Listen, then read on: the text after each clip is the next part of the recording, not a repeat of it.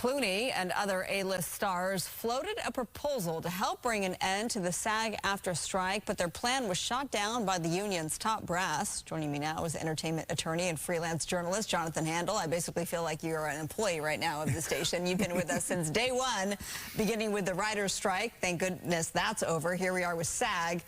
George Clooney and other A-listers. Yeah. They put together this proposal. They thought that this was a good thing. What was this proposal, and why was it a no-go? Well, it's kind of a mess, actually. The proposal had two parts. One is that compensation to A-listers, to any actor above $1 million a year, currently is not subject to union dues, and they would make it all subject to union dues. They claim this would bring in $50 million a year to the union kitty. That number, it doesn't pencil out. It actually is probably a lot less than that, but it would be to the union kitty, not to the members. The other part of the proposal was that rather than A-listers getting paid residuals first when residuals are payable, that the people at lower income levels would get paid first. The problem with that proposal is it solves a problem that doesn't exist. In fact, A-listers don't get paid residuals first. When residuals are due, they're due to everybody, and they're paid to everybody simultaneously.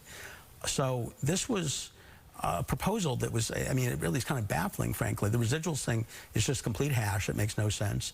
And the other proposal, they're basically saying SAG should drop its $500 million or more proposal that would bring residual bonusing money to the members, and instead adopt a proposal that brings a tenth or less than that to the union itself. Well, what are the optics of that? Well, the union also, in their statement in reaction to this, basically said they didn't think this was legal anyway.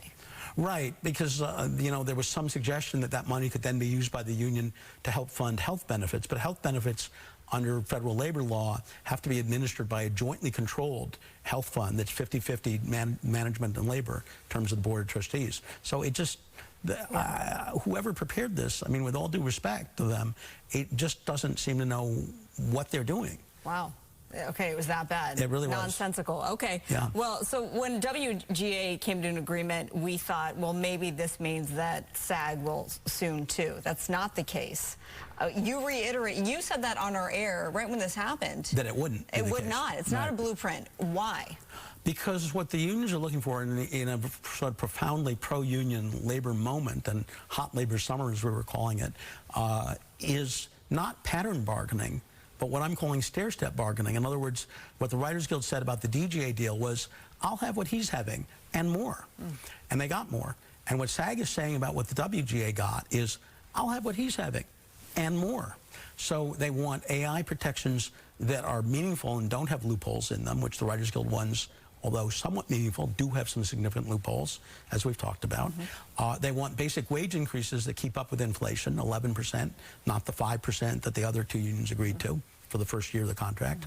And they want a residuals revenue share proposal rather than a strict bonusing, but it's success-based residuals is the issue. In other words, successful shows should get an extra residual. They should recognize the value that they bring to the streaming platform.